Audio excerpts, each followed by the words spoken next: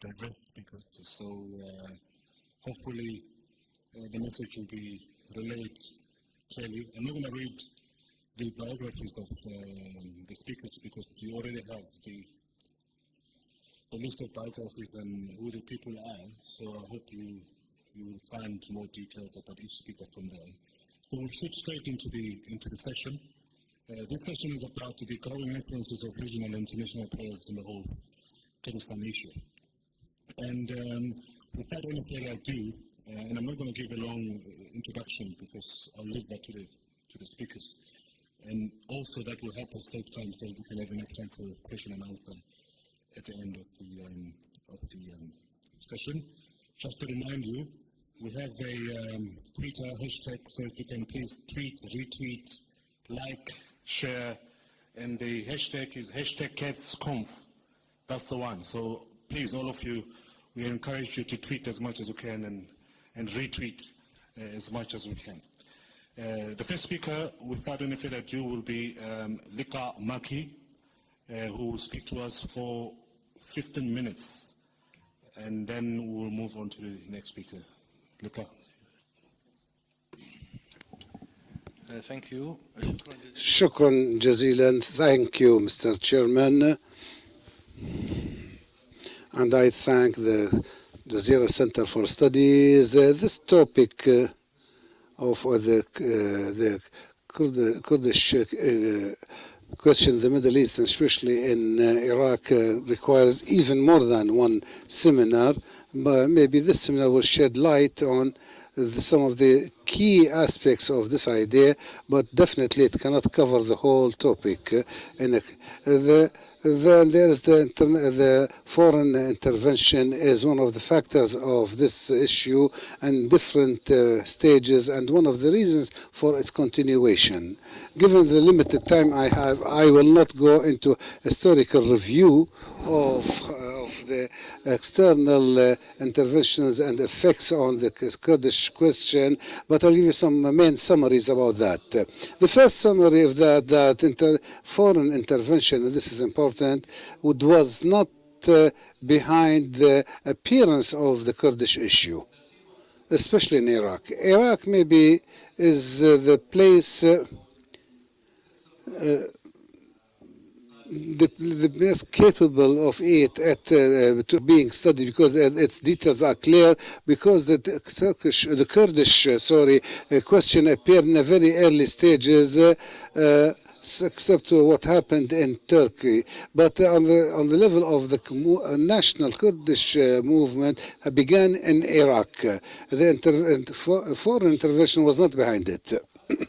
The second thing, this foreign intervention is what gave the Kurdish movement that began since 1930 in Iraq, gave it the capability of continuation and being effective, and still is. If it wasn't for this, maybe history would have been written a different way. The other thing is that the foreign intervention is part of the context of relations, regional relations and international interest in the region. That's why it had always been changing in form and in content according to the changes in the international interest about Iraq and elsewhere. Fourth, the Kurds support, if it is true, between brackets, or the intervention, the Kurdish issue has been used in the framework of the logic of minorities, which was used especially by Israel in dealing with the Arab countries. Fifth, this intervention had always, without any exceptions, had always been used by using the Kurds and then abandoning them. Using them and then abandoning them. And this has been through all the historical experiences. Sixth, the third intervention has been bad for the Kurds and was not useful for them on the level of interest. But more important, it has stopped them from any capability of integrating within the national state. It had always tempted them to increase or to put higher the level or the ceiling of their dreams. But when they were abandoned, they stayed actionless for some time, and then there begins some signs of that beginning of integration with their societies. They get new support from the foreigners, and there we go about the same cycle. These are the main principles or keys to understand the nature of intervention in the Kurdish question. But if we go to details, we find, I will explain to you in a general terms some of the keys, elements of this. The first intervention was the British one. And Britain, of course, was the one who was in charge of the affairs of Iraq and not occupy it, but after independence 1930, Britain remained to be influential directly on Iraq's affairs. But since the very beginning, even before integrating Mosul with Iraq in 1924, Britain had always insinuated to the new government of Iraq that if they don't sign the British-Iraqi treaty, they will give back Mosul to Turkey.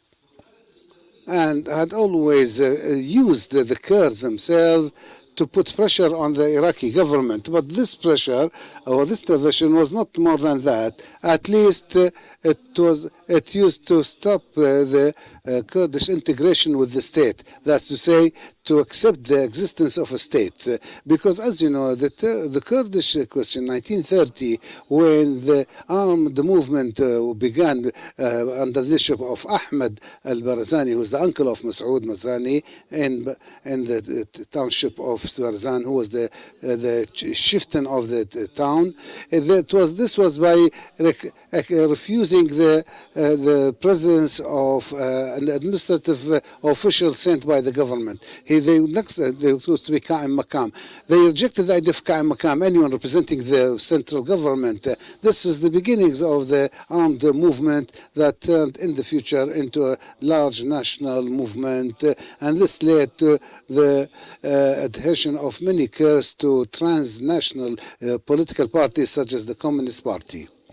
The country that is the most involved in the Kurdish question, or one of the biggest, is the Soviet Union. The Soviet Union, as you know, Iraq was part of the Western world, especially after the Baghdad Pact in 1958.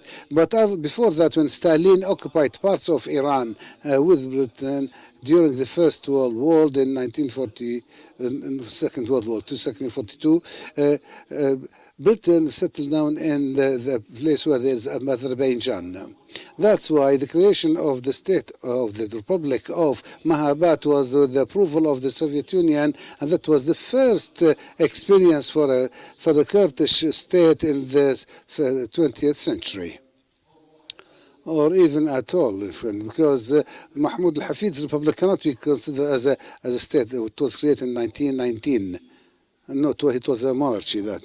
Anyhow, this republic, Mahabat Republic, did not continue because the Soviet Union withdrew from the region in May 1946 after its creation, 6 months or 4 months after creation. It had to leave because that was the agreement with the Americans, and there were new regional or international arrangements. So the Shah of Iran occupied it and executed Al-Qadi, who was the head of that state.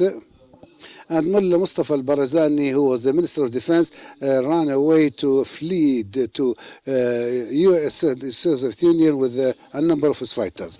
The Soviet Union trained some Peshmergas and armed them, and was considered to be behind the Kurdish rebellion or the Kurdish armed movement in north of Iraq, in Kurdistan of Iraq.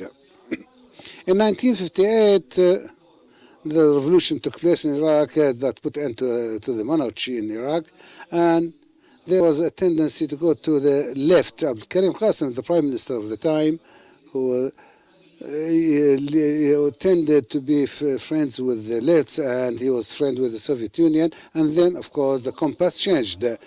Mustafa al-Barzani came back to Iraq in 1958, and General Abdul Qasim gave him the salary of a deputy vice prime minister, although he did not have any really job. but he had the same privileges of deputy prime minister, and he was received all the fighters with him. So there was sort of spring between the Kurds and the Iraqi government. At that time, there wasn't any armed movement. But in 1961, it was revived, and this time by a different coalition with the West this time.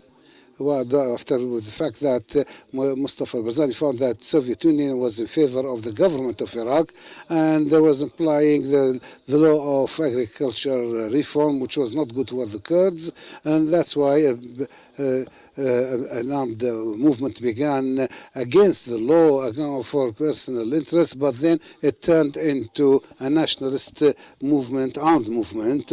Maybe there are other reasons as mistakes made by the government, but at the end of the day, the Arab nationalists began to have more influence and leverage on the state of on the government of Iraq, and the Kurds found that this means that there is a setback in their national rights. This is what happened in 1961, and in fact, Abdurrahman Arif and Abdul Salam, the other presidents, witnessed the same thing all along the 60s. And Abdurrahman Arif tried to solve this problem. And then Abdurrahman Bazzaz was the prime minister at the time of Abdurrahman in 1968, who was a very open-minded person and gave very good solutions for the Kurdish issue, which never took place in the past or in the future. What happened in 1971 was a very big change in the Kurdish question. The withdrawal of Britain from the Arab Gulf and the Iranian intervention by occupying the three isles. As you know, Iraq was the first people who rejected this occupation, and we all know how that the Iraqi government at the time became enemies with Iran and called for the return or reconstitution of these three isles. The Shah of Iran paid attention to this Iraqi hostility and began to use the Kurds as a means of pressure on the government of Iraq. But the more important thing is the Iraqi-Soviet treaty with the Soviet Union in 1972. This treaty of friendship and cooperation made of Iraq, as for the West, as that is part of the Soviet camp.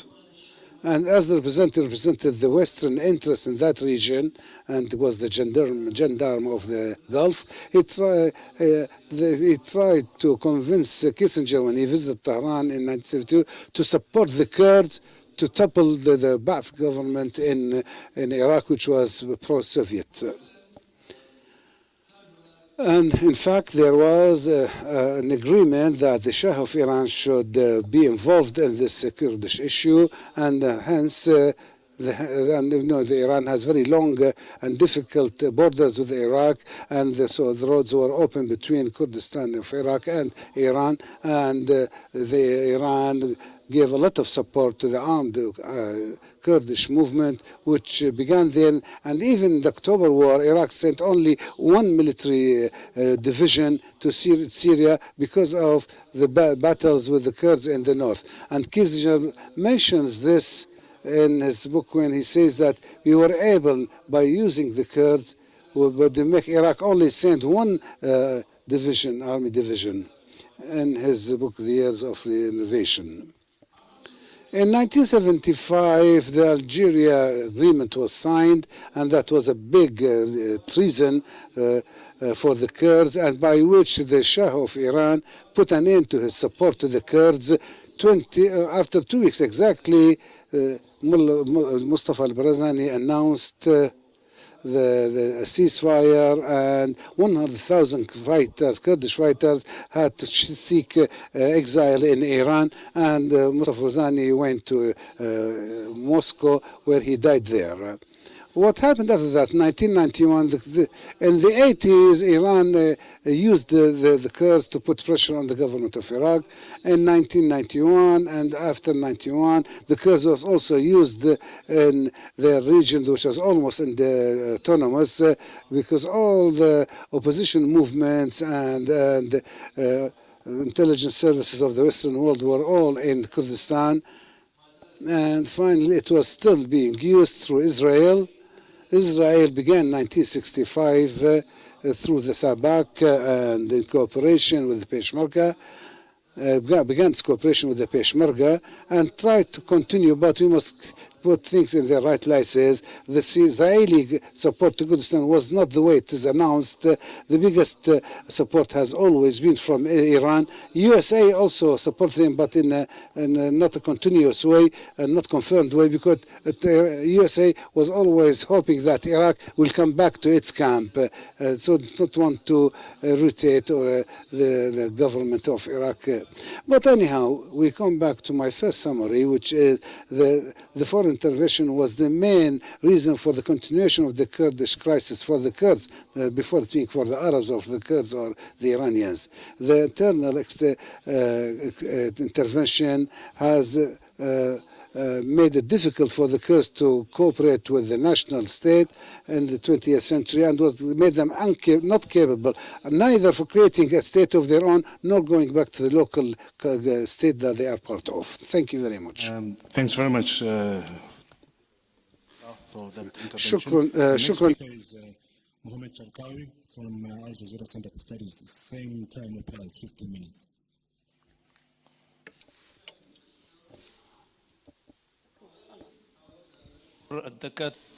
First of all, I would like to thank the professors Azzdin Abdelmoula, Salah ad-Din al-Zain, and Dr. Nafi, and all the organizers for this very important event. I would like also to particularly express my appreciation for the analysis of the different dynamisms and also the prospects of the future when it comes to the Kurdish situation.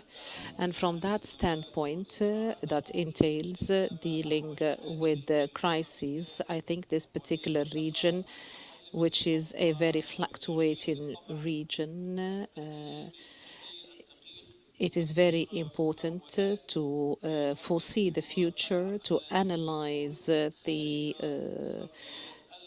situation in order to understand what is going to happen when it comes to the minorities and how the majority of people are trying to control the situation. And also we need to look into the regional powers and their influence, and also we have to understand to what extent the big powers are influencing the situation of the Kurds. So we have 4 situations when it comes to the Kurds in the different countries in which they live: Turkey, Iraq, Iran, and Syria. So we're talking about 4 situations and a lot of scenarios, so we have to take into account the different roles and aspirations of the different people. The position of the Kurds, particularly the Kurds of Iraq, when it comes to the foreign policy of the US, here we need to recall a number of stages in which there was strategic interaction between the 2 components. This is not only particular to the referendum that took place in the KRG and also the situation in Kirkuk. We have to take into account the situation of the Kurds all the way through the invasion of Iraq by the US, and also the rise of Barzani and the confrontation of the Ba'ath party and the signing of the memorandum of understanding of the ruling of the region, and also the historic initiative that was concluded by Barzani. So as a title of my intervention is the following question: is there an American clear strategy when it comes to dealing with the Kurdish question? And this is due to a number of reasons. The American position has not been moving within one direction and not in an incremental manner, taking into account the good relationship between the Kurds and the US. And we still have not understood the intricacies of this relationship with other dossiers, the dossier of Iran and also Turkey, and also the ambitions of Russia and the repercussions of the Arab Spring, in order to update the strategy between both the Obama administration and the Trump's administration. If we take that there is a general kind of policy that is being adopted by the US vis-à-vis the Kurds, and that has been fluctuating ever since the invasion of Iraq, I think we're going to be facing a much more intricate question, which is there such thing as a unified policy when it comes to the Kurds, or are we facing a number of strategies into or to vis-à-vis a number of branches of the Kurdish question or issue, in addition to the intricacies and complexities when it comes to the American administration, and also not to try to destabilize the situation in Iraq, which already is destabilized. So there are so many regional sensitivities when it comes to the situation. We have the Iranian position that considered the attempt by the Kurds in the KRG as an imperial kind of project, a Western project. So this was an attempt to demonize the Kurds in the KRG. At the same time, we have had also the Turks. The Turks were very much concerned with the weapons that were sent by the US to the KRG. And here we're talking about the president of Turkey threatened of imposing a number of sanctions. So when we deal with the Kurdish situation and how the US dealt with the KRG, we can see a huge difference between the position of Trump and the main leaderships in the Republican political party more than the Democratic political party in the US. And we can talk about the vision of John McCain, who was very much keen more than any other person of dealing with the Kurds as the most credible component in the region. The irony is the parallel situation between need to dismantle the challenges of the Kurds in the four countries on the one hand, and also try to unify what we can call the nucleus of the US strategy vis-à-vis the Kurds, because we do not want to have a simplistic kind of vision that does not go into the detailed aspects of the Kurdish dossiers. And here I do not talk about one particular dossier, whether it has to do with the meetings of the White House or the State Department and the Defense Department. So I would like to talk about four main points. The first point, how did the referendum form a test, a practical test of how the position of the US is vis-à-vis the Kurds. And also we have the Kurds and their priorities and how to put an end to the ISIS. And the current US policy, is it a Machiavellian kind of situation that would make Trump retreat from being loyal to his friends in the region? Fourthly, have the Kurds lost their opportunity because of the disloyalty of the US towards them? And Dr. Maki talked about this particular point because this is going to remain with us whenever we're going to discuss this international relationship between the Kurds and all the regional powers, including the US.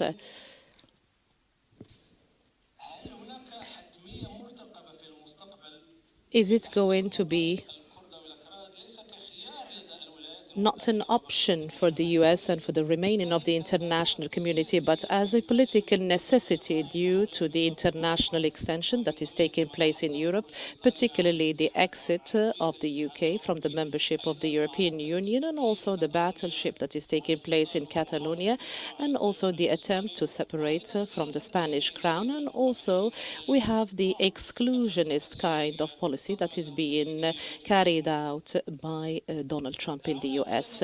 Let's first of all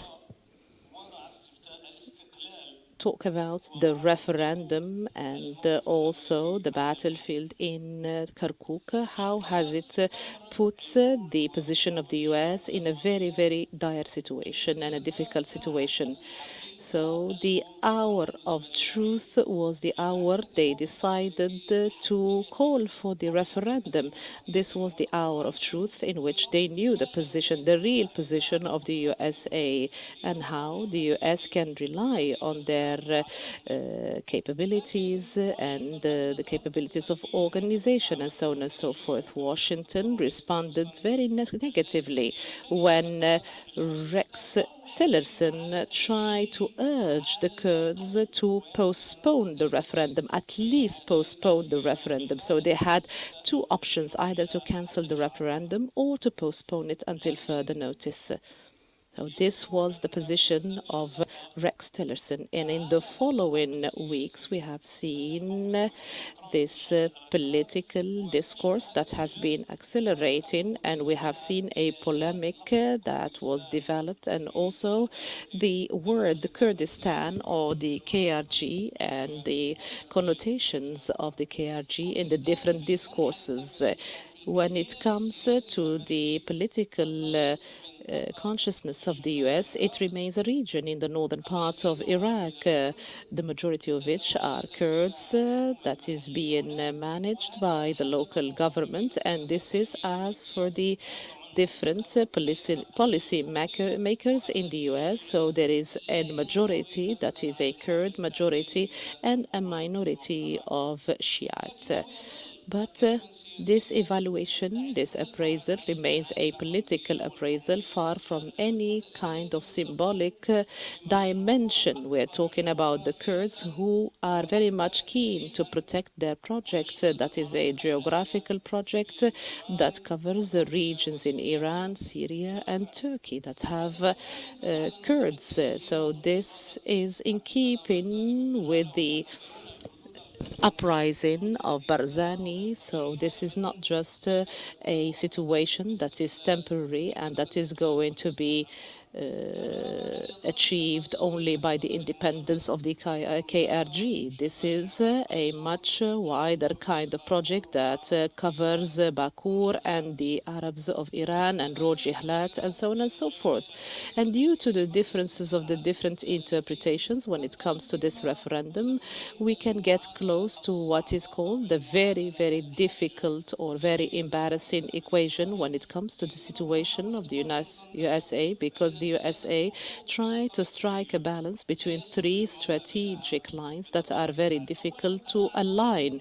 We have the conviction of Washington of relying on the YPG within the PYD in its campaign of combating ISIS. This is one of the main priorities when it comes to the White House, and Trump is very much keen to present himself as a person who has an ironclad, very upper hand to put an end to ISIS and any other brothers or sisters of such kind of groupings. So also there are a number of strategies that have been adopted in the region, but these strategies have not necessarily been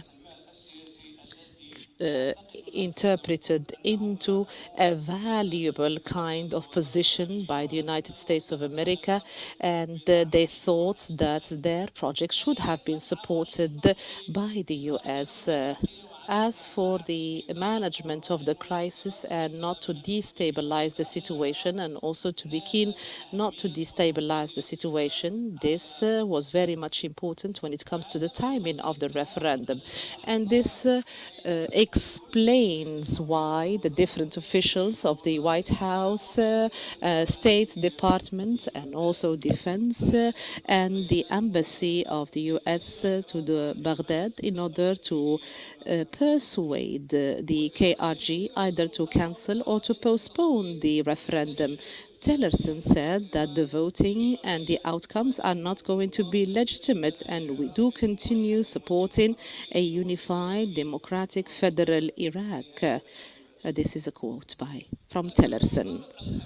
The State Department, in a statement, it said that the project of independence is an internal matter, but at the same time, and those who are very much understanding of the political analysis can understand more about that.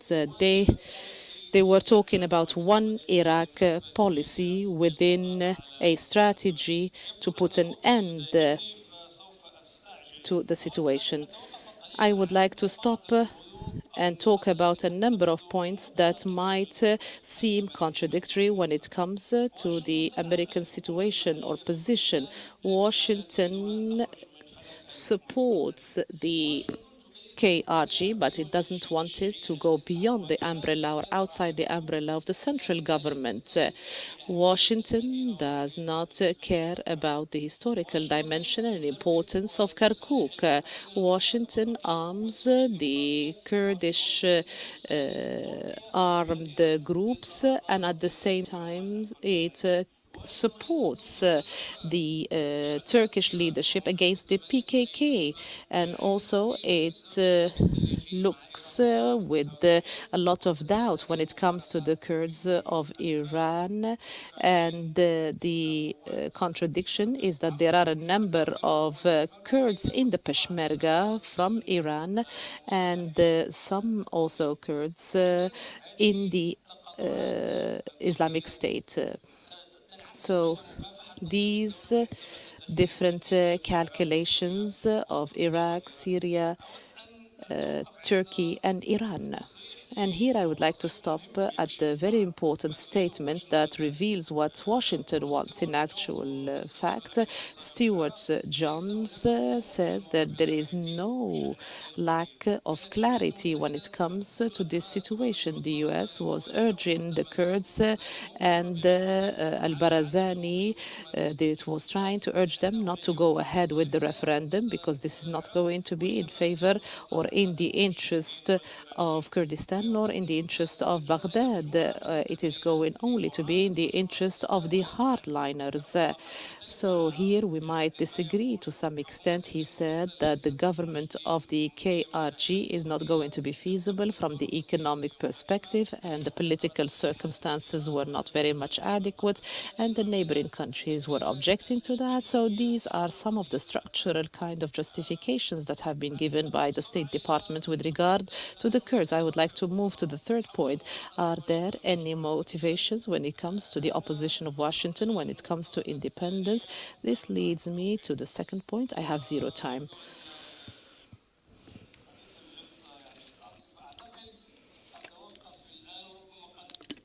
I'm going to stop here, but maybe I'm going to talk about some of the points when I come to the Thank you very much, question. Mohammed.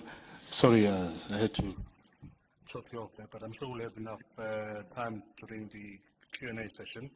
The next speaker is Leonid Isaev, who's going to give us the Russian perspective. I didn't give the introduction, but each speaker is giving us the regional perspective of the international and regional stakeholders or players in the Kurdish politics. Thank you so much. Yeah. I thought I will be with the last speaker. It's working. Yeah, right. I thought I will be the last speaker, so it will be logically because we not played so crucial role in the Kurdish issue like Turks and Americans.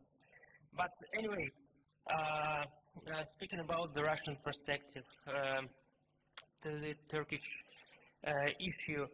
First of all, I couldn't say that Russia plays a real important role in the Kurdish issue, just because Kurdish question is not a priority for Russian government of the Middle East, and of course, Kurdish issue was never been a priority for the Russia, and during the Russian Empire period, Soviet Union period, and during the modern period of Russian Federation. So the situation is the same at this issue. But for sure, we use Kurdish issue to achieve our goals in the region, especially when we are talking about the Russian-Iranian or Russian-Turkish relations, about our relations with some regional actors. And anyway, speaking about the Russian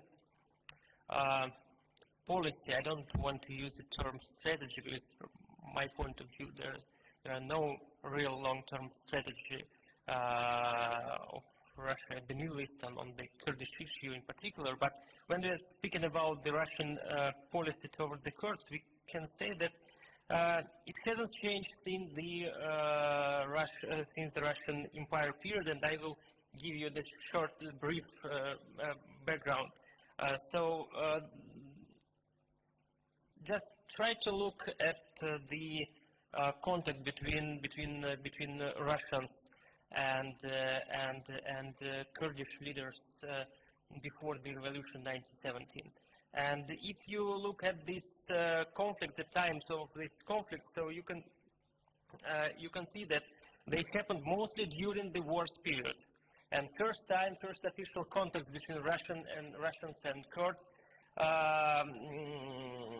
is dated during the Russian-Iranian War, 1804 till 1813, and Russian-Turkish War, 1806-1812. So that means that mostly we use the Kurdish factor for our relations with Ottoman Empire and with Persians during the war period, and we have very short-term contacts with Kurds, and there are just two reasons of this policy of the Russian Empire. The first one, that our main priority external priority in 19th century was the Eastern Europe and situation in the Balkan region, of course. And the second reason that at that period for Petersburg, it was much more important to keep the stable relations with Ottoman Empire and Persian than to support the Kurdish independence and Kurdish leaders. So that's why we activate our contacts with Kurdish leaders just during the wars, and I can say that this strategy brought the results. So, and during our wars with Turks in the 19th century, so some Kurdish leaders cooperated with Russia against Turks. Some of them kept a neutral position, some of them trying to play the double game, etc., etc. So, but this was our main strategy, and we was never ready to support, really support the Kurdish independence. So just one example, I think all of you remember 1880 uprising, 1880. Under the leadership of Sheikh Abdullah. So he contacted too much with Russian counselor in Erzurum, and he tried to find Russian support for this uprising, but Russia played a very, let's say, an active role during this uprising. So there was the same situation during the Soviet Union period. Even during the we call it in Russian literature the golden age of Russian Kurdish relations. So the period after the Second World War, at 40s, end of 40s, start of 50s when we have very strong ties and relations with Mullah Barzani. But even at that period, it was not a real cooperation between Soviet Union and Kurds. It was mostly the cooperation against the Iraqi government, government of pro-British Prime Minister Nuriyat Saeed, have very bad, not so good relations with Soviet leaders. So the same situation right now after the Soviet Union collapse. So we continue the strategy to use the bargaining, to use the Kurds like bargaining issue in our relations with regional actors, but mostly with the Turks. And at least I can identify two examples. The first one in 1990 when Mr. Primakov, who was the foreign minister and who was the prime minister of Russia, very actively used the Kurdish discourse during the Chechen campaign and during the negotiations with Turkish government, which have strong relations with Chechen separatists. So it was the first example of this, let's say, bargaining issue.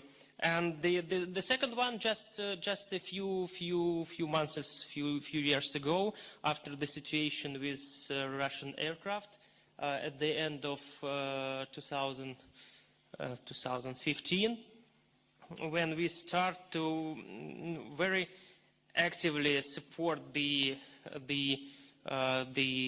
Kurds, and we established the Kurdish House in Moscow, and our Minister of Foreign Affairs received a lot of Syrian and Turkish Kurdish delegation in Moscow. So, and we used the Kurdish discourse during our official statements. But again, after the meeting between Putin and Erdogan in July 2016, and after the normalization of Russian-Turkish relations, we stopped any official contacts with Turks, and we stopped to use this Kurdish discourse officially. And just look at the last example at September 2017 during the Kurdish referendum. We tried to keep silent about this referendum. It was very important for us to have very neutral position, because we are interested to have a good relations with Kurds, because we have an economical interest in Kurdish region. But at the same time, we would like to keep the good relations with Ankara, with Tehran, with Baghdad, so, and with Damascus. So it's very important for us to let's say to maintain dialogue with all actors in the Middle East region at the same time. So that's why just the conclusion that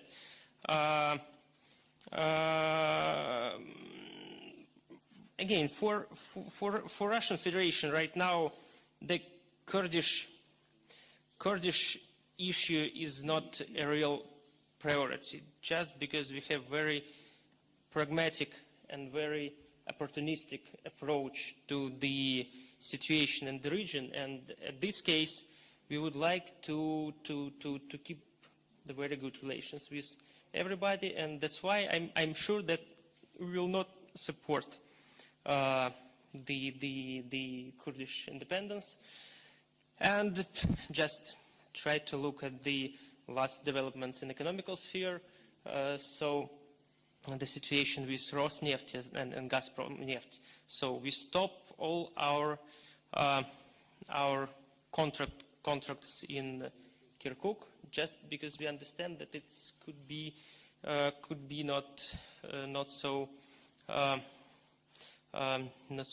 effective, let's say, for us. So that's why we would like to keep also very nice relations with Baghdad. So that's my view on the Russian perspective toward the Kurdish issue. Thanks. Thank you very much. We'll move straight now to Ghalib, who's going to give us the perspective from the Turkish perspective on the subject. Thank you very much, Temisa.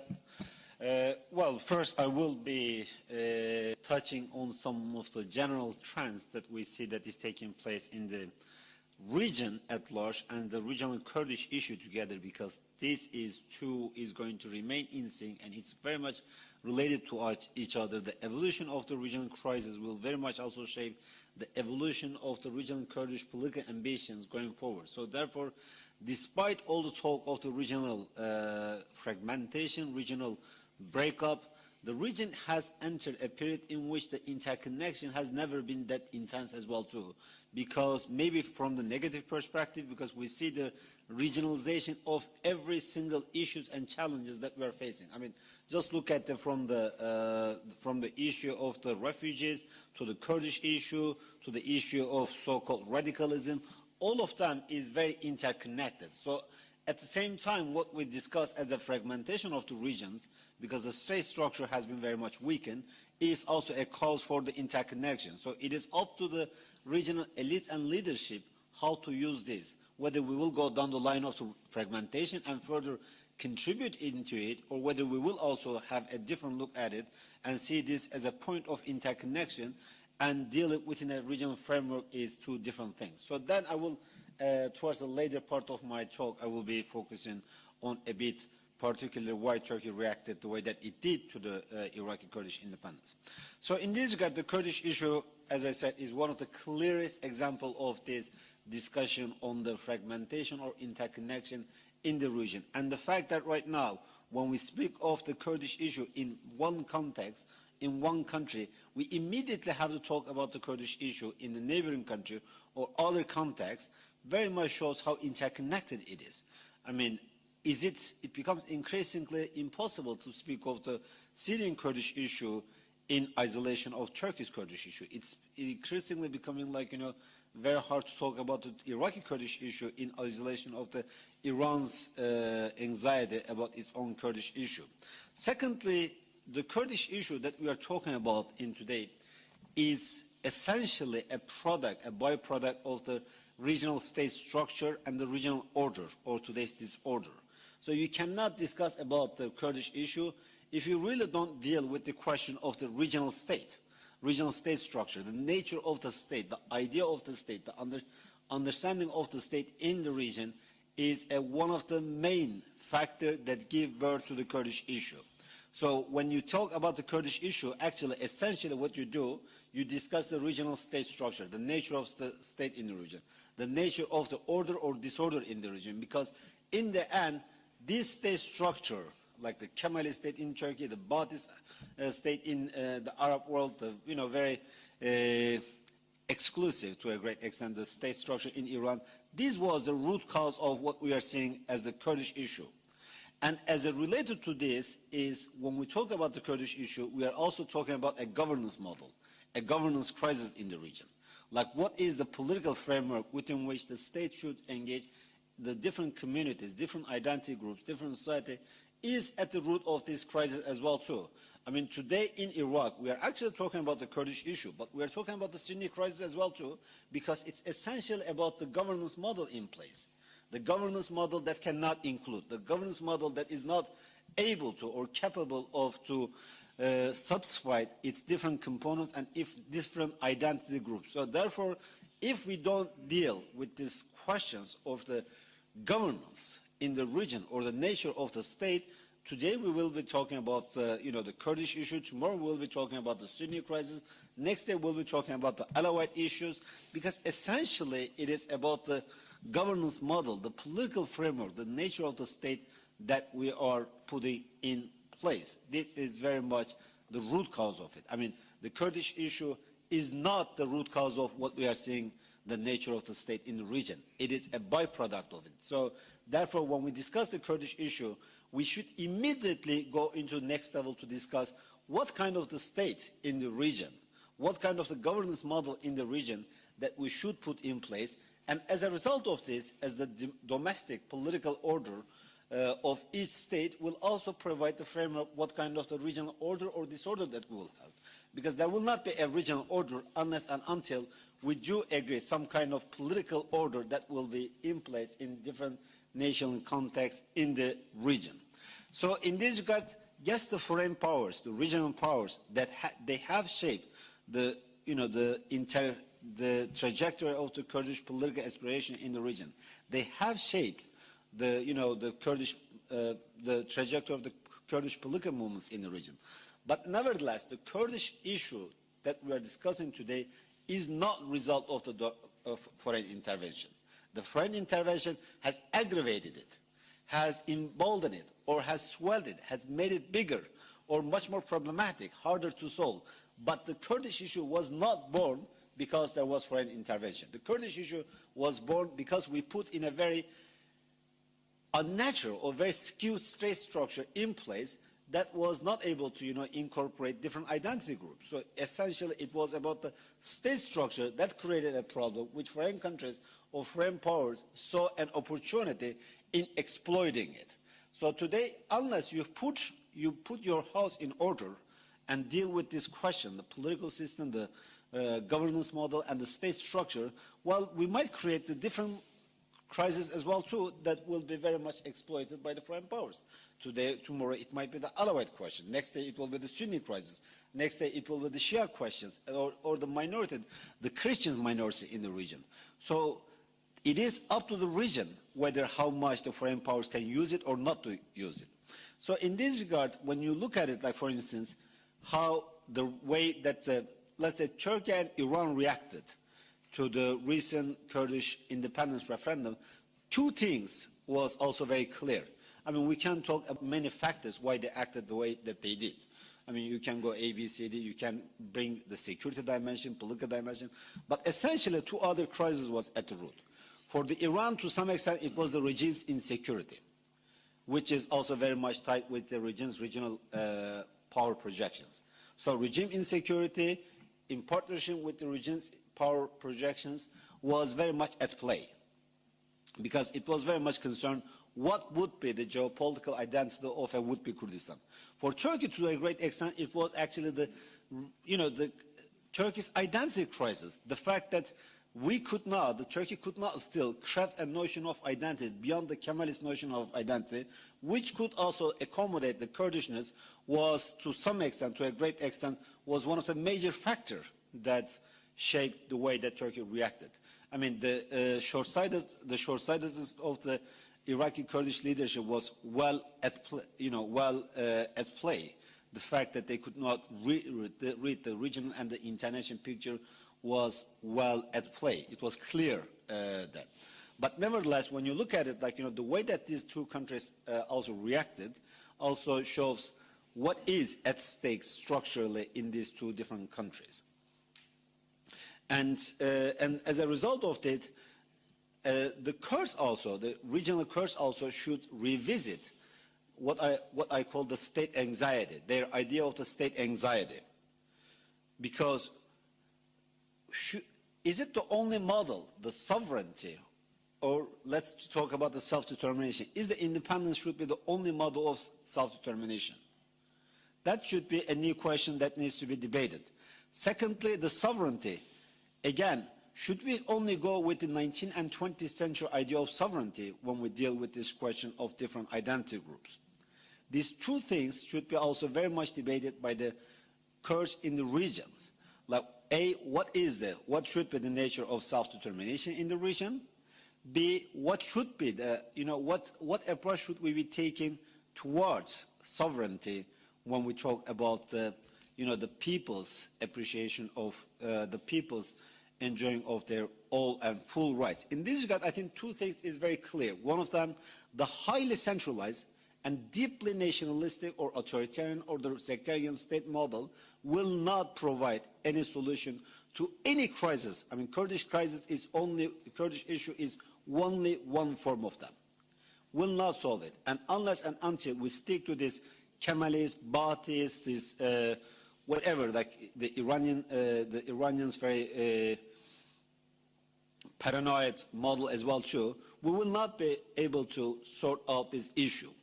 And this issue, I'm not sure whether you can, right now the major crisis in the region will be, an issue of borders. Because in the end, the crisis that we are witnessing in each and every single part of this region has been a very political one. And until you deal with this political question within the national context, the border drawing will replicate one crisis within the context of the two different nation contexts. Let's say if you have an Iraqi state and a Kurdish state, unless they deal with their governance model or with their political system, we will have a two-state that will be ridden with the crisis, that will be ridden with the troubles. And that's you see across the region, the militarization of the security structure, the sectarization of the political structure, the fact that right now you have a militia belt from Iranian borders all the way to the Mediterranean, the fact that you have on the one hand, you have a state within the state in the context of Hezbollah in Lebanon, Hashabi in Iraq, etc. But at the same time, a transnational network, which is, you see Hezbollah hopping off from from the Syrian borders to Lebanese borders, from the other side of the Lebanese border to the Syrian one, and the same with the Hashabi, hopping to the Syrian border very easily to the Iraqi borders. This is essentially about the nature of the state. So the Kurdish issue should be one more reason for us to revisit our idea of the state, governance, political order within the nation context, and as a result, the regional order to have a meaningful discussion on it. Thank you very much. Thank you very much, Ghalib. We will open the floor. We'll give the floor the opportunity to pose questions to the panelists and get some answers. But before doing that, I think I'll take advantage of my position as the chair just to make one very important point. What Dr. Bashir Nafi said earlier on was very important. I mean, if you begin to imagine the political chaos that can be created if we have to entertain every single separatist aspiration, we will be opening most probably a Pandora's box, because there are so many people, and I think Ghalib said the same thing, that we should be really careful on how we tackle or deal with this issue, because it's got the potential of creating an international political chaos. But there are two other issues that I think should have been raised, and maybe because of time we didn't have an opportunity to do so. One is, for me, the position of Israel is extremely important, because Israel has taken the opportunistic kind of outlook on the Kurdish issue. We know, for example, that people like Bernard Levy from France, who are beginning to propagate these relations and similarities between Kurdistan and Israel. And that, for me, is a little bit dangerous, because it might just polarize the apparent unity within the region. Finally is the issue of international solidarity movement, particularly when it comes to the PKK. I mean, the PKK somehow managed to create some kind of international solidarity, particularly within the labor movements around the world.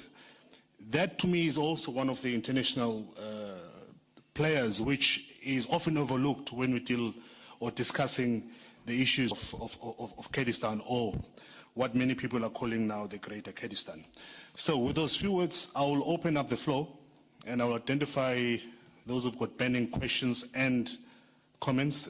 But be warned, I am going to stop you if you go over time. So you have to be as brief as possible so that you can give people a chance to speak. Noted. Anyone else? Okay, shoot. Oh, where? You? Okay, 2, 3, 4, 5. Okay. Fadal. Yeah, thank you. I will actually pick up from where you left when you speak to the PKK kind of support they have. So, of course, the PYD did enjoy the support of the United States primarily in their fight against ISIS. They have also enjoyed the support of Russia on a political level when the House of Kurdistan has been opened, House of Rojava has been opened in Moscow. and they have also enjoyed the support of certain countries in the EU. But the interesting support that they have been getting lately is also the non-official kind of support from the Antifa, from the Labour, from the radical left and right as well, which is quite paradoxal, I believe. And the question that I keep asking myself, because not only they get the support in terms of media and also rhetoric, but they also got their support on the ground. There are fighters, foreign fighters. We always speak about the foreign fighter of ISIS, but we rarely speak about the foreign fighters that came and fought in PYD regions. I'm not speaking about Kurdish, Turks and Kurdish, in Iran and Kurdish in Iraq. Here I'm speaking about fighters coming from the United States, from the Scandinavian countries, from Spain, from France, from all over the world. These are originally, some of them, considered as terrorist fighters or terrorist organizations in their host countries, and they have been, for the first time, fighting in the same place. They are casting a network of new networks of collaboration. This is something very similar to what we've seen with the Arab Afghans and during the Afghan war. Could it be that these networks could activate also in their host countries, in the original countries, when they come back? What will be the impact of this, and what will be the reaction of the international community at this Thank stage? you very much. كيف سنكتي؟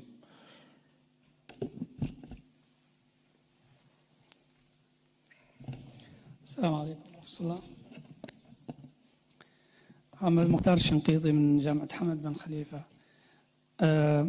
أريد أن أبدأ من حيث انتهى. I would like to start where Mr. Ghalib stopped in his intervention.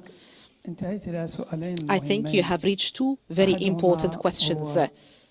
The first question is self-determination. Does it mean necessarily the building of independent states, or can we think of a much wider formula when it comes to this definition of self-determination? The second idea is the sovereignty of state. Does it entail that there should be a certain level of centrality and also to put pressure on diversity in the community? I think these questions are very, very important questions, and they lead us to the crux of the matter. The Kurdish question is, in essence,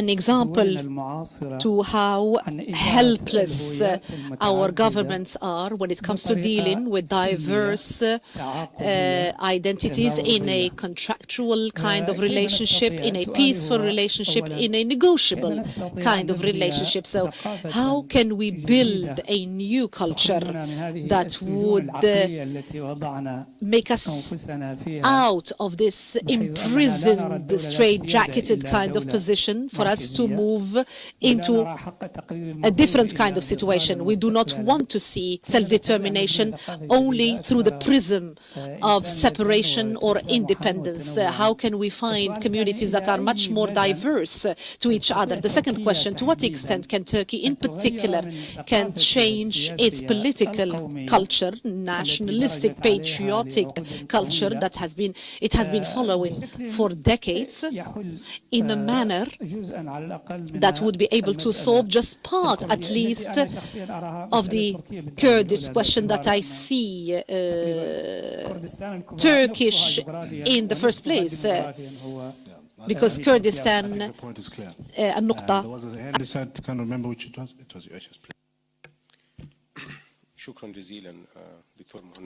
Thank you very much.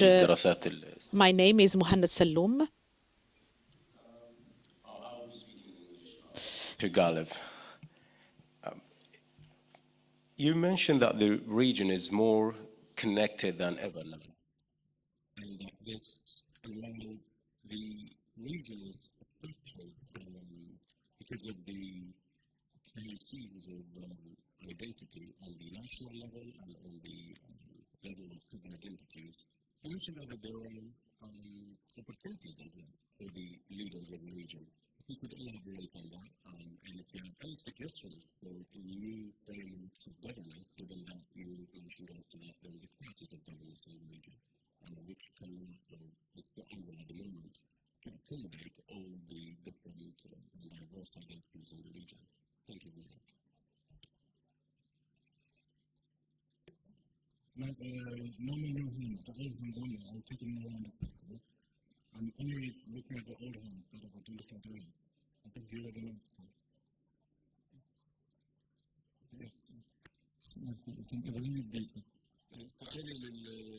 So my question is to Mr. Ghalib Dalai. You have come up with a very realistic analysis that I see very important when it comes to the Kurdish question. You talked about the source, the roots of the problem as the fact that our Arab countries, Iran, did not contain the different identities and invest in them.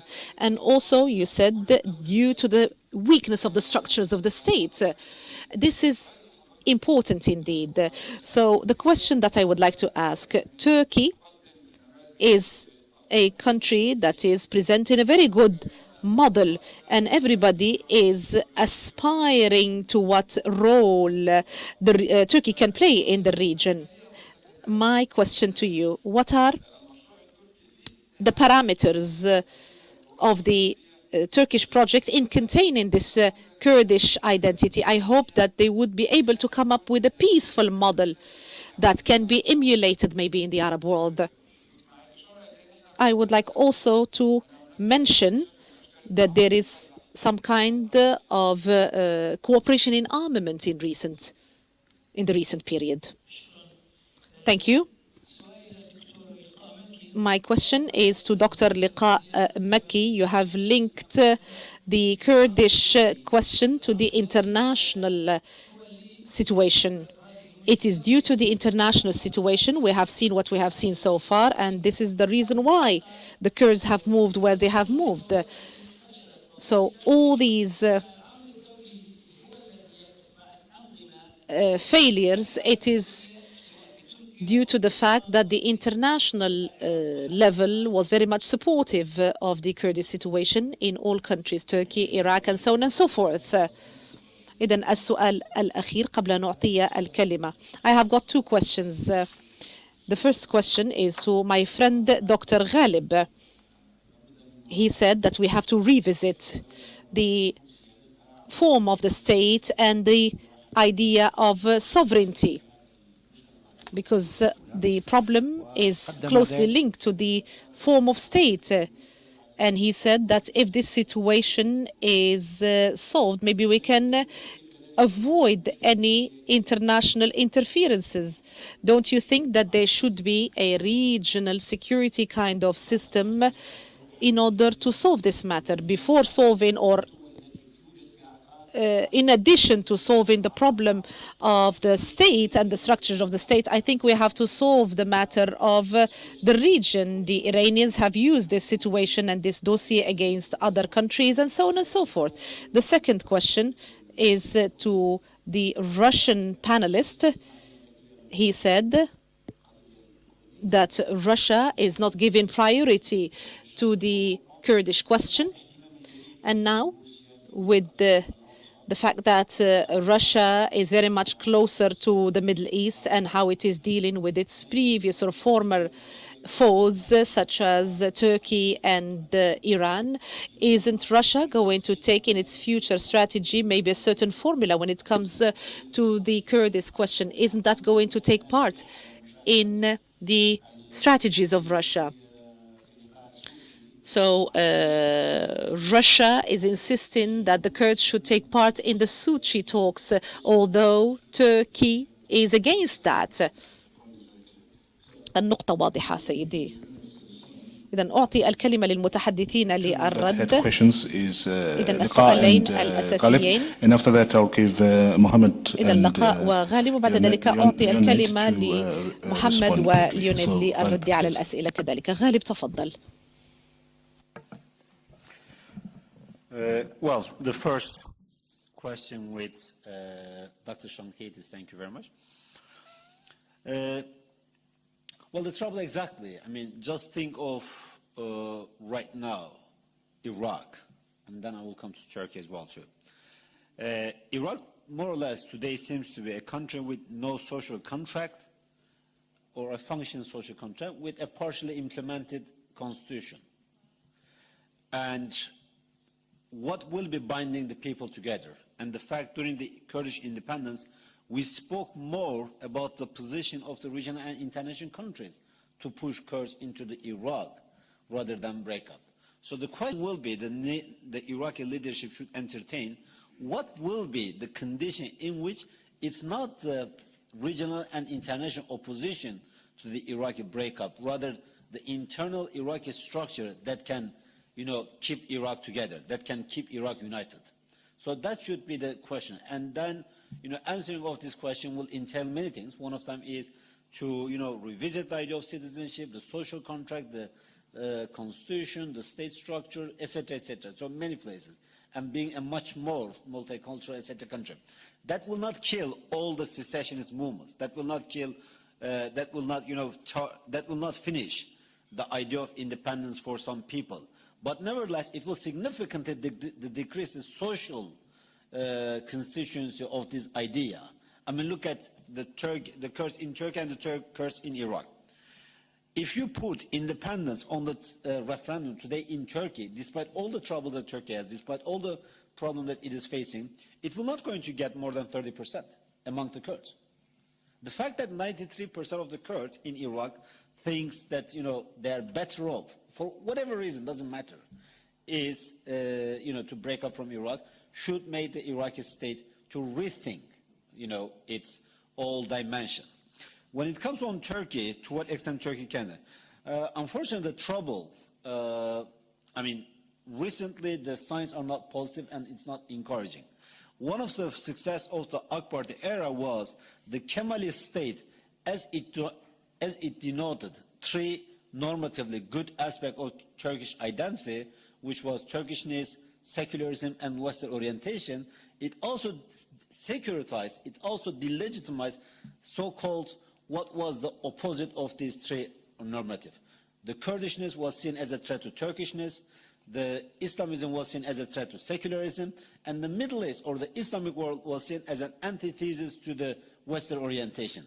As the first three group was normatively legitimized, the last three group was delegitimized and securitized. And if you look at the Republican history, this was the crisis of the Republic. Not to be able to reconcile with its geography, not to be able to reconcile with its ideas and Islamic identity, and not to be able to reconcile with its Kurdish identity or the Kurdish issue. That was the root cause of the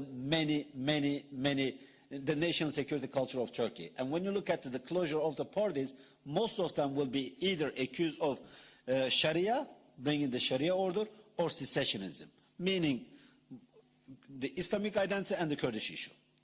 And the AK Party actually in the early years changed this. Changed the idea of Middle East by trade, by geography, and the Middle East started to feature in its, in Turkey's trade and energy policies significantly. So this was desecuritization of a geography as a Middle East. And then Turkey went to desecuritizing the Islamism, like engaging the Islamic movements, like, starting from 2005-06, like engaging much more vigorously with the Islamic Cooperation Organization, inviting Hamas, etc., etc. And the more it got strong, then it went to the Kurdish issue, to deal with this issue, the peace process, etc. But unfortunately, with the crumbling of the peace process, with the restart of the fight with the PKK, we are witnessing to re-securitization of them. We are once again seeing the re-securitization of the Kurdish issue, re-securitization of the Middle East, and this is, going to be a challenge down the road how to deal with it. And very broadly on what are the Turkish projects, it's related to how I, responded. There was previously, like 4 or 5 years ago, there was previously a Turkish idea of how to deal with the Kurdish issue. And the idea of dealing with the Kurdish issue domestically also reflected on Turkey's regional engagement. That's how you see the Iraqi Kurdistan was seen as Turkey's closest ally, one of the closest allies in the region. This was as a reflection of Turkey's new approach to its own Kurdish issue. Turkey's new approach to the wider Middle East, not only the Kurds, to the wider Middle East. Turkey once again, seeing itself as part of the region rather than an outside of the region. And unfortunately, there is a reversal of this. And at this stage, there isn't any policy. Right now, we are basically, implementing reaction. Like what we are seeing is reaction, a reactive policy. Fight with PKK. Once again, the Kurdish issue very much doing that and that on the economic grounds, but nothing serious on them. Regional security architecture. But the question would be for regional security architecture, on what grounds? What should be the premises? It's very much important. What are the founding principles of a regional security architecture?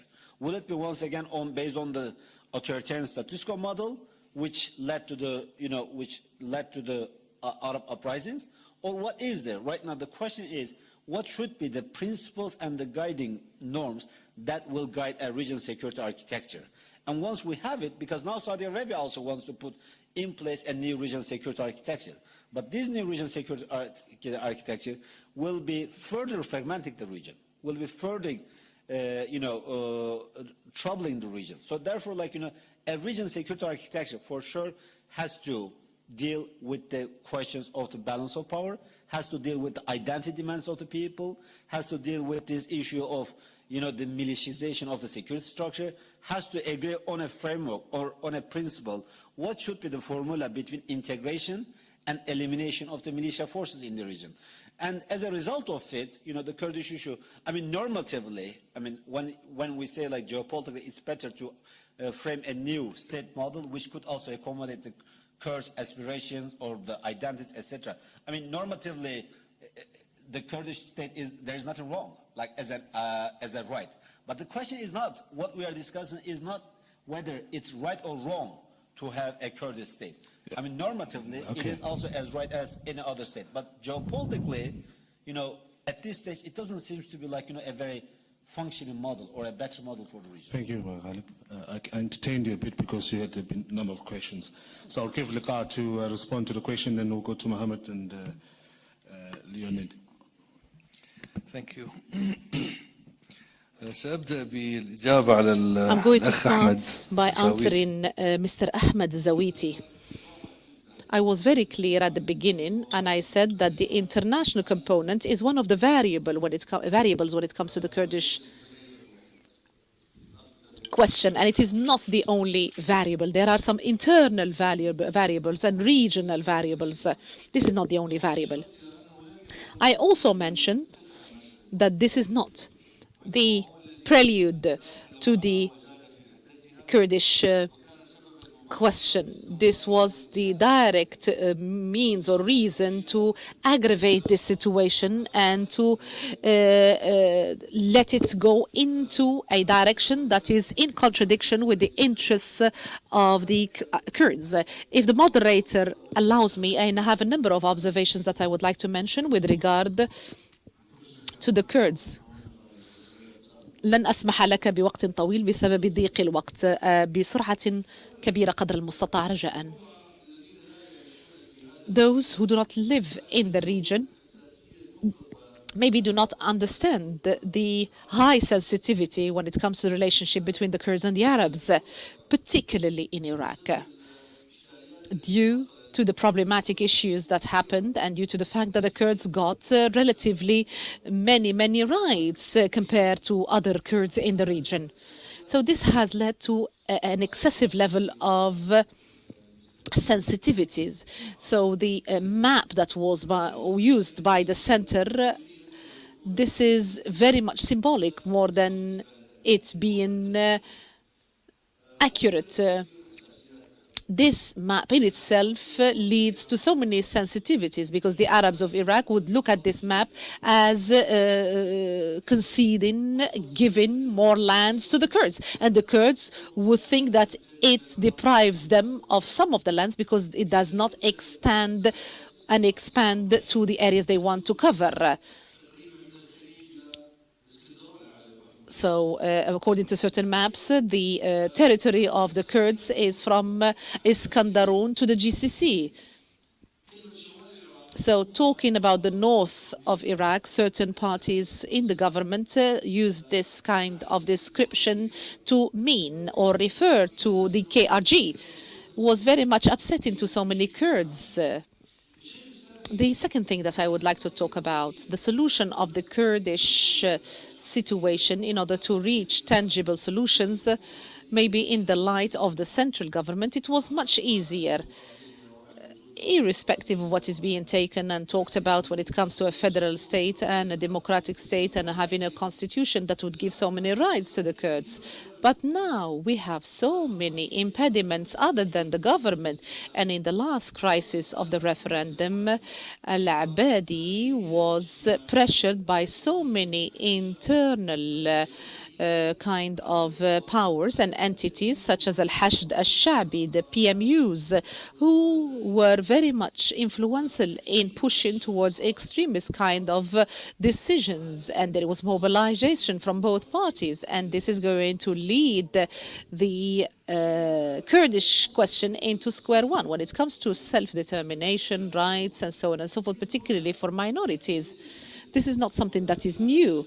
And there are so many small minorities in Iraq and even in the KRG. They are calling for the same thing. And this goes even to North Africa. But the problem is the existence of the nation state. So this is the nation state that started existing in the 19th century and it expanded after Sykes-Picot geographically. So this is one of the manifestations of the current situation after the situation that is taking place, and maybe we're going to have new updates, new developments, and maybe we're going to see so many complexities and intricacies when it comes to the distribution of nation states. I think that the Kurdish question, it is very difficult to end it or find a solution to it through agreements. The Iraqi government have a real issue now, which is article number 140 of the Constitution, which is a mine, a landmine that has been implanted in the Constitution. So this article talks about Kirkuk and other contested areas and so on and so forth. And it was not the government. If the government is not going to be on its own, there are going to be some other pressures that's going to be exercised on the government, at the same time exercised on the Kurds. I have got two observations, one with regard to the American position with regard to the Kurdish situation and also the new state in the Middle East. When we look into the American position and why they have not responded through the referendum and the project of independence, I think that the stumbling block in what the U.S. has done is due to the bad timing of the referendum. Why? Because the U.S. During the Trump era finds itself, on the one hand, facing so many crises and problems in the Middle East. We would think that there are some dossiers that are studied and so on and so forth. But when you go to Washington, you realize that Trump is different from other presidents of the U.S. He is a man that has no mature strategy. He has not appointed so many of his ambassadors in the Middle East. He is not somebody who listens to his aides and advisors. So it seems there are a lot of dossiers at his table. There is a kind of exclusion as per the new Trumpian kind of concepts, and there are some concerns.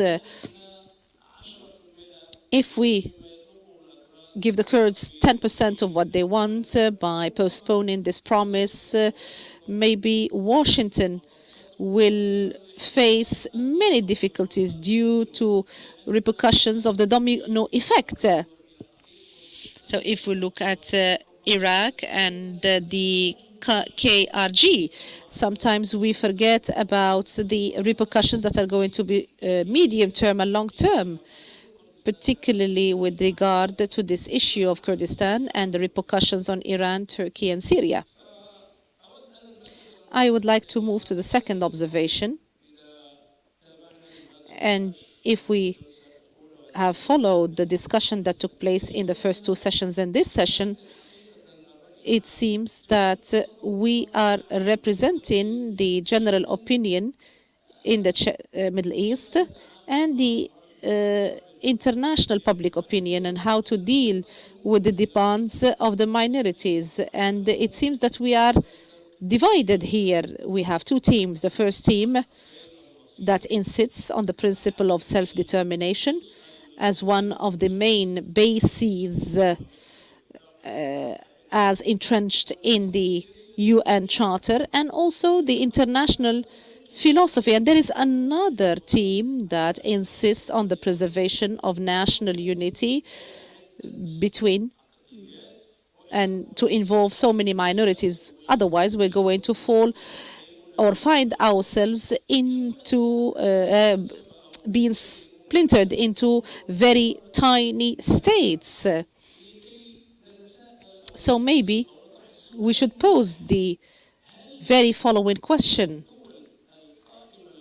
Are the countries now in the Middle East and the different independence movements, whether these are Kurdish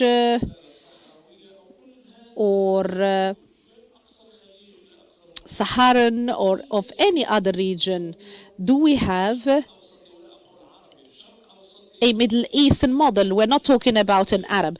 Let's talk about North African or GCC kind of model about how we can engineer the model of a state. Historically, we have the Sykes-Picot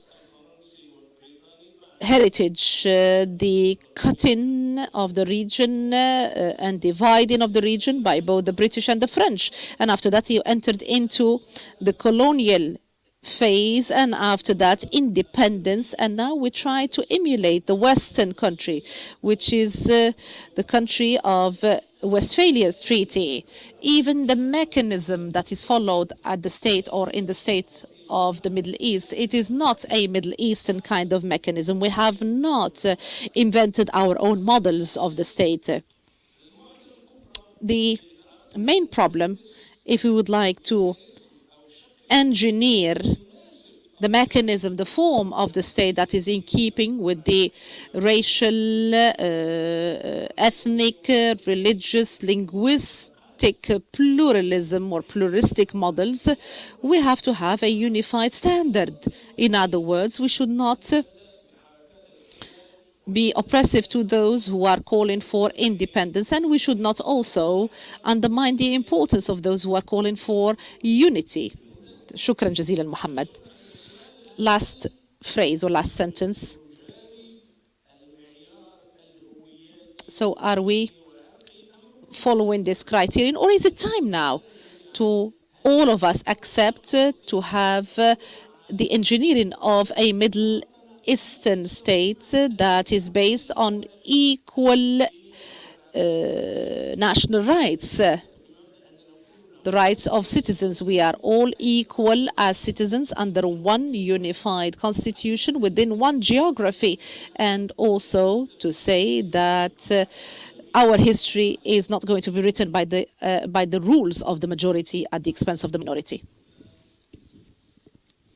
Very strong moderators. I need to be very brief. I agree with you, but you should understand that you know, in Russia right now we have very, again, pragmatic regime.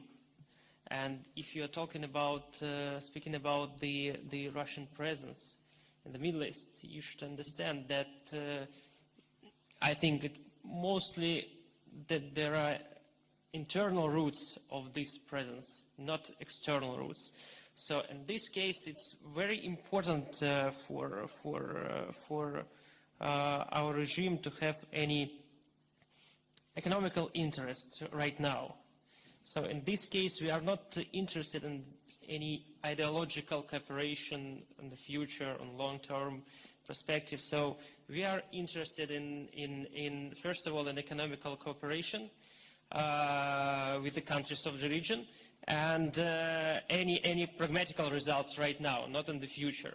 And Mr. Putin a lot of times said that he thinks that it's his personal advantage and it's advantage of the Russian external policy, the pragmatism, the pragmatism.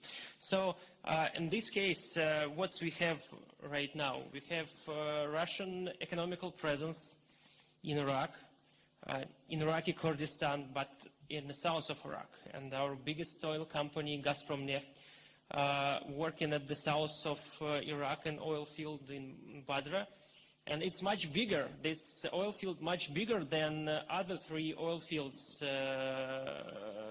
which operated by Gazprom Neft in Iraqi Kurdistan. So it's very important for us to keep it. And it's very important for us to continue the Syrian dialogue with Erdogan and Rouhani. So that means that right now, for sure, Kurdish issue is not priority for Russian foreign policy. For us, the main priority to keep the stable relations with Turkey, to keep the stable relations with Iran, and to keep the stable relations with the Gulf countries. That's why during the last years, for at least the last 2 years, 1 year, we have very neutral position by the most important issues in the region. Just look at the Kurdish referendum. Just few statements from the Minister of Foreign Affairs. So we support Kurds, but at the same time we support the Iraqi government. Situation in Lebanon. Also, no statement from the Russian Federation. Gulf crisis, we would like to cooperate with Qatar, we would like to cooperate as well with Saudi Arabia. So by the huge majority of the most important issues in the region, we would like to keep the good relations with everybody at the same time. So it's very pragmatic interest for us, without any ideology. So that, but again, it's for Putin, it's his personal advantage, and he thinks that in this case our position are stronger in the Middle East. Thanks. Thank you very much. We come to the end of our session. I'm so sorry I had to be rush you, but I was given very strict instructions to do so. So don't blame me necessarily. But thanks very much, and perhaps they deserve a round of applause. Okay, I'll hand over to Dr. Zadine to make the. There's nothing to say. Thank you, Tambisa, for being so strict. You no. Tambisa, we are